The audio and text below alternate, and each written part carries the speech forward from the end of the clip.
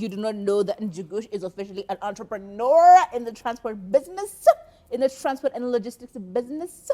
Where have you been? Where have you been?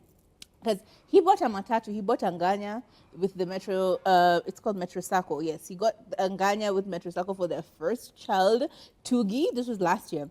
And then, really quickly, this year, he has bought another Anganya, which is souped up, pimped out with the name Toria on it, which is basically the second born son's name. And he says it's an investment for them. The first Nganya was called Kimonda, which was for Tugi, their firstborn son, in 2024. This was in April. It was big news. We saw all the celebrities, all their friends, the whole gang, Abu Mutua, and the rest of the gang coming through and representing and just being proud of him and doing all the videos and the antics. It was really, really good. And we're like, okay, maybe it's a one-off thing. Maybe he's just doing it and moving on. But nope, he has decided that this is the way to go.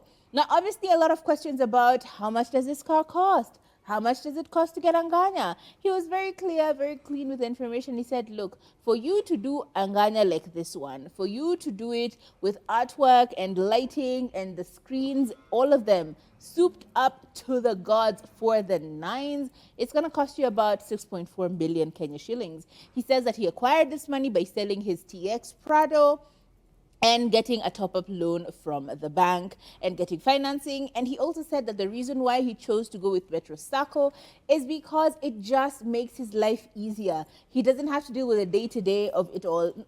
He just gives the car to the Sacco. They figure out who the drivers are. They figure out a lot of the things are figured out for you. You are pretty much there to accept your remuneration. And clearly the remunerations have been remunerating because he bought a brand new one for his second-born son, Toria. I am so happy for them. Honestly, it is quite a beautiful story for them.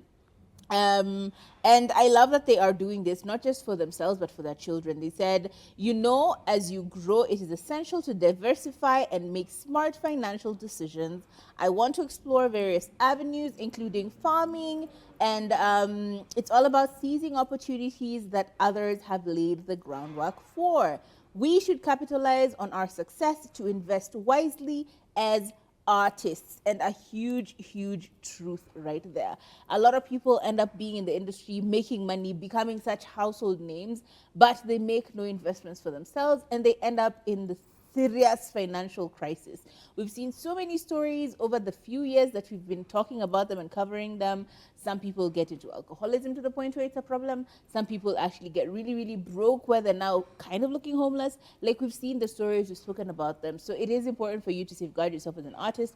When you are making the money, invest in the right places. And I love this for Sele and Njugush and their children, Toria and Tugi. It's a beautiful story. They're doing the right thing. Honestly, Wakavinye and Njugush are always, you know, they're always making the right choices. And they're very mature when it comes to, you know, celebrity couples. They really stay on the humble side of things. I remember when they were building their house, and they had even moved into the house before it was like completely finished. Like they're just a regular Kenyan couple who happen to be doing content, you know, because all of us have that story of where you moved into a house that was incomplete. Girl. And you were doing the painting while you were in the house. Have we not all lived this reality? You know, and look at them now. Have you seen the state of the art kitchen that Celestine has, despite the way it looked when they moved in? Because when they moved in, well, it was, you know, it was under construction. It was.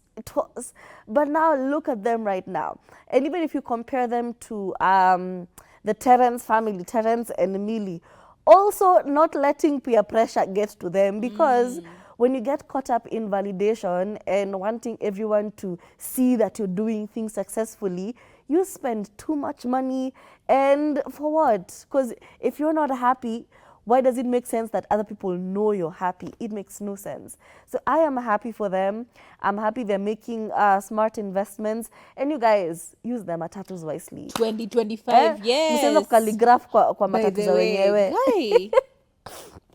And also, can we just shout out how he goes out of his way to pay homage to his friends, because in this new Toria matatu, I saw there was a whole picture Yeah. of Fire Mama, and I was just like, oh, that is so sweet. Remember the last Jambi one, Kekai, the first one, it had like an Abel Mutua and everyone, you know, his close circle of friends. So it's good to see how like his investments are also very close to home and very personal. Yeah. I mean, it's so huge. Think about it this way. This man has spent 12.8 million Kenya shillings. And you over there saying, oh, I could never. Ebuku, serious. Get yourself correct.